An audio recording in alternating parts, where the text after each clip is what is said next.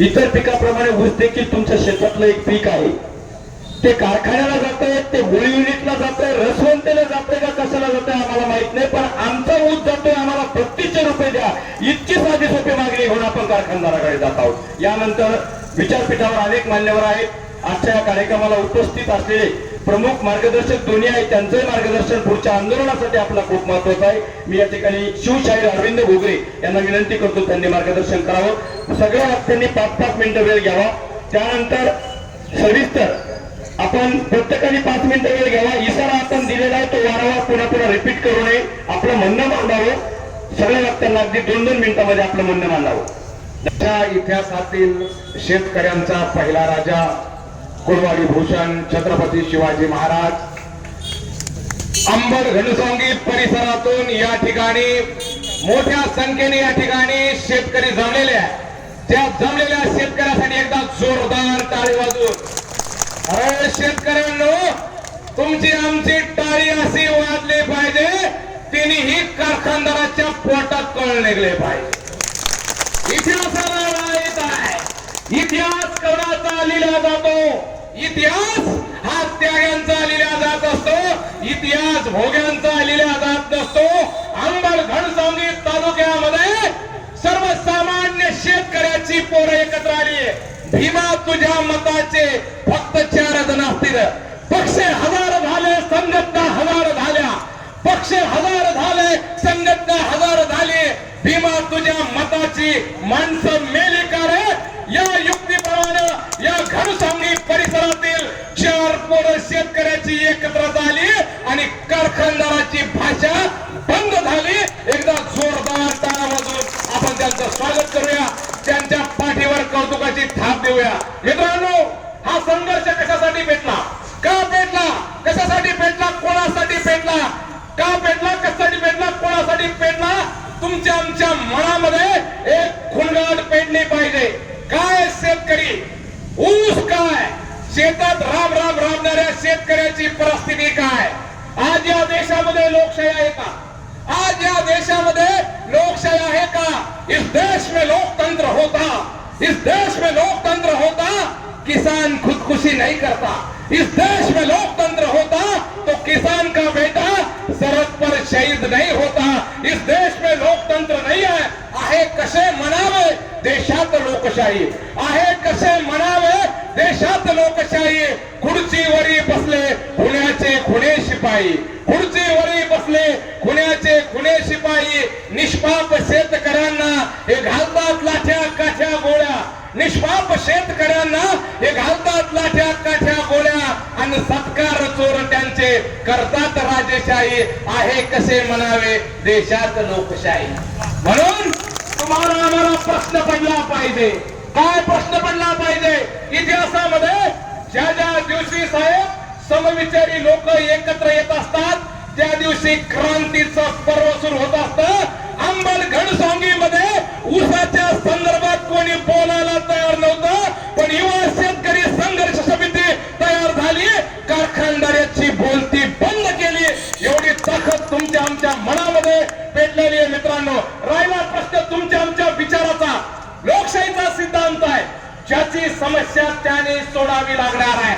अरे मित्रांनो, ऊसाची समस्या आपली राब राब राबणाऱ्या, रक्ताचं पाणी करणाऱ्या, हाडाची काढी करणाऱ्या, ज्यांनी पूर्ण आयुष्य शेती आणि मातीशी बांधून टाकलंय त्या शेतकऱ्याला आम्ही गुलाम करून टाकलेला आहे. म्हणून लोकशाहीचा सिद्धांत आहे, स्वतंत्र भारतामध्ये गुलाम लोकांच्या समस्या असतात.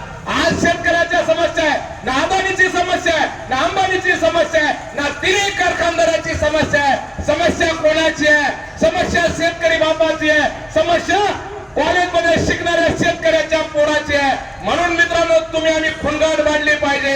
ही एकीची शक्ती, एकीची ताकद दाखवून दिलेली आहे तुम्ही. आणि येणाऱ्या काळामध्ये इशारा काय या सभेचा? ही सभा कशासाठी आहे? हे ना मनोरंजन आहे, ना हा विनोद आहे, ना टाइमपास आहे. आणि तुम्हाला आम्हाला प्रश्न पडला पाहिजे, आम्ही कोणत्या पक्षाचे? आता सगळ्याचा प्रश्नच क्लिअर करतो. आम्ही कोणत्या पक्षाचे? ना आम्ही कोणत्या पक्षाचे, ना आम्ही कोणत्या पिलाचे. अरे आम्ही राब राब राबणाऱ्या शेतकरी बापाचे आणि शेतकऱ्याच्या हिताचे. मित्रांनो, म्हणून ही तळमळ आम्ही का बोलतोय? कोणीतरी बोललं पाहिजे, कोणीतरी काम केलं पाहिजे शेतकऱ्याच्या हितासाठी. जिथं जिथं शेतकऱ्याचं हित आहे तिथं रात्रंदिना युद्धाचा प्रसंग. गेली 15-20 दिवस झाले मित्रांनो. ही मंडळी कशासाठी काम करतात, कोणासाठी काम करतात?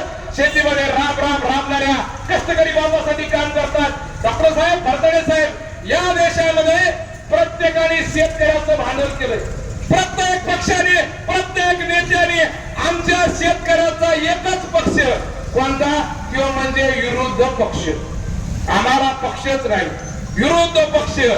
म्हणून या व्यवस्थेला जर बाजूला करायचं असेल, इथल्या व्यवस्थेला जर ठणकावून सांगायचं असेल, म्हणून मी नेहमी सांगतो, इथल्या व्यवस्थेने शेतकऱ्याचं भांडवल केलं, नेत्यांनी शेतकऱ्याचं भांडवल केलं, महापुरुषाचं विचारवंतांनी भांडवल केलं. म्हणून या सभेतून इथल्या कारखानदाराला आम्ही इशारा देतोय. इशारा शेवटचा 1 मिनिटात इशारा ऐका. इथल्या 3ही कारखानदाराला आम्ही शेतकऱ्याची पोरं इशारा देतोय. काय झाली शेतकऱ्याच्या पोराची समस्या? काय समस्या आहे शेतकऱ्याची? शेतकऱ्याच्या बांधावरती आले नवे दलाल. शेतकऱ्याच्या बांधावरती आले नवे दलाल. ते झाले रे मालामाल, तू झाला रे शेतकरी कंगाल. ते झाले मालामाल, ते झाले रे मालामाल, तू झाला रे कंगाल. इशारा आम्ही एकच देतो. येणाऱ्या 2 दिवसामध्ये 3ही कारखानदारांनी एकत्र येऊन एक शेतकऱ्याच्या हिताचा ऊस शेतकऱ्याचा चांगला निर्णय घ्यावा. 3200 रुपये पहिला हप्ता शेतकऱ्याला जाहीर करावा. जर तुम्ही शेतकऱ्याच्या पोराच्या समस्या ऐकून घेतल्या नाही तर अंबड घनसावंगी परिसरामध्ये याच्यापेक्षाही भयानक आंदोलन होईल आणि इथल्या व्यवस्थेला जाग करण्याचं काम आम्ही करणार आहोत. म्हणून या ठिकाणी मोठ्या संख्येने आपण उपस्थित झाल्याबद्दल सर्वांचे या ठिकाणी आभार व्यक्त करतो. थांबतो. जय जवान, जय किसान. एकदा शेवटचा नारा देऊया. शेतकरी एकजुटीचा. अरे आवाज कसा आहे? शेतकऱ्याचा आवाज कसा आहे? कळू द्या जरा आजूबाजूला, कळू द्या जरा आजूबाजूला. शेतकरी एकजुटीचा. शेतकरी एकजुटीचा. जय जवान. शेवटपर्यंत आवाज करा पाहिजे. शेवटपर्यंत दोन्ही हात करून. अरे शेतकऱ्याच्या औलादा मातीचं काळीस फोडून हिरवं स्वप्न फोडणाऱ्या शेतकरी बापाच्या औलादा हात वर. इकडे शेतकरी नाही का? आमची माझ्या बघा आली का? हात वर सगळ्यांचे कॅमेरा. अरे बघा जरा डोळं उघडून. ही घनसावंगी अंबड परिसरातली शेतकरी एकत्र आली. 15 दिवसापासून साहेब तुम्हाला आमचे अनुभव का गावात जातो. कोणी म्हणतं उसार कसं बोलावं, कोणी म्हणतं काय बोलावं. 40 वर्षाची यांची हरामखोराची सत्ता युवा शेतकरी संघर्ष समितीने बाजूला केलेली आहे. हा सर्वात मोठा विजय मित्र.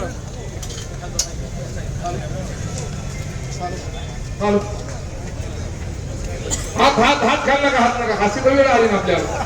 ते हात केले आली. ते म्हणले हात वर करा आले. ते म्हणले माझी सभा आहे तुम्ही गेले. आज पहिला रुपया दिला नाही, आला फक्त माझ्या शेतकरी बापासाठी. हात वर सगळ्यांचे.